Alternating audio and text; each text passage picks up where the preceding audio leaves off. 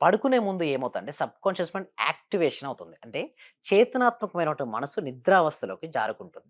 సుప్త చేతనాత్మకమైన మనసు మేలుకుంటుంది. అంటే నిద్రకు, మెలుకువకు మధ్యలో ఒక స్థితి ఉంటుందండి. ఎస్పెషల్లీ హిప్నోథెరపిస్ట్ ఎక్కువ దీన్ని వాడుతుంటారు. హిప్నోసిస్ చేస్తుంటారు. ఒక పర్సన్ అసలు ఏమీ లేనటువంటి వ్యక్తిని గూడా ఏదైనా సరే సాధించగలిగేటువంటి శక్తిగా చేసేది హిప్నోసిస్. అంటే వారు మైండ్‌కి ఒక ట్రైనింగ్ ఇచ్చి అసలు భయాలు, బాధలు, చికాకులు, అసంతృప్తి, అసహనం, నిరాశ, నిస్పృహలు ఉంటాయి గదా! అవన్నిటిని దూరం చేసేదే హిప్నోసిస్ థెరపీ.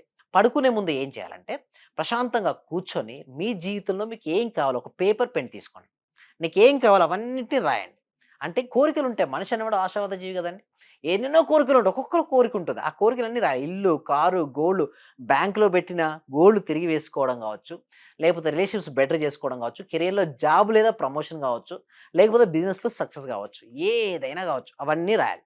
అది రాసిన తర్వాత ప్రశాంతంగా కూర్చొని ఒక స్టోన్ తీసుకోవాలండి. అంటే దీన్ని మ్యాజిక్ స్టోన్ అని గూడా అంటారు. ఏంటంటే మ్యాజిక్ స్టోన్. దొరుకుతాయా ఎక్కడైనా ఇవి? అయితే నేనేమంటానంటే ఎక్కడైనా వస్తాయండి. సూపర్ మార్కెట్‌లో ఉంటాయి. ఓకే. నదులు లేదా చెరువులో పక్కెమ్మటి గూడా ఉంటాయి. ఉన్నట్టుగా ఏదైనా తీసుకోవచ్చండి.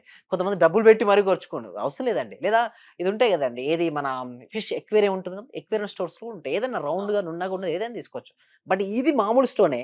మరి దీనికి మ్యాజిక్ ఇచ్చేది మనమే. ఈ ఒక స్టోన్ మ్యాజిక్ స్టోన్‌గా ఎప్పుడైతే తెలుసా అండి హరిత గారు? ఎప్పుడైతే గ్రాటిట్యూడ్‌తో దీన్ని గ్రాటిట్యూడ్ స్టోన్ గూడా అంటారు.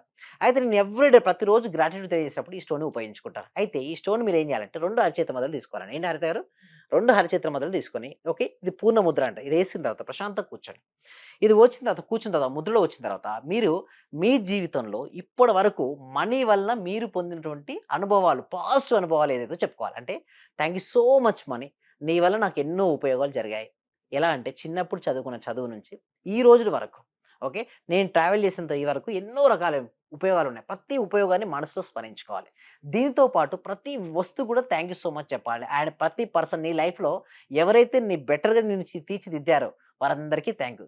అండ్ ఎస్పెషల్లీ హ్మ్, పేరెంట్స్‌కు అందుకోసమే మీరు వేదాల టైంలో చూడండి.